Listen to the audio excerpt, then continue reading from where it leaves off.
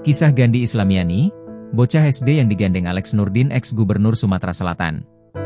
Foto Gandhi bahkan viral di zamannya. Bukan di media sosial, foto Gandhi digandeng Alex Nurdin tersebar melalui cover majalah hingga Goodie Bag masa itu, saat Alex menjabat sebagai Bupati Musi Banyuasin, Muba. Lama tak terdengar namanya, kini Gandhi sudah menjadi guru. Hal ini dibagikannya lewat Instagram miliknya Gandhi Islamiani, yang dikutip Tribun Sumsel, Kamis, 26 Februari 2026. Dalam story-nya, ia membagikan kenangan potretnya saat kecil digandeng oleh mantan gubernur Sumsel. Anak kecil yang Pak Alex gandeng waktu itu adalah aku karena foto itu aku jadi bagian sejarah program sekolah gratis Bapak Alex, tulisnya. Gandhi pun mengenang kebaikan Alex Nurdin yang pernah dipanggil ke rumah dinas bersama orang tuanya dan diberikan hadiah.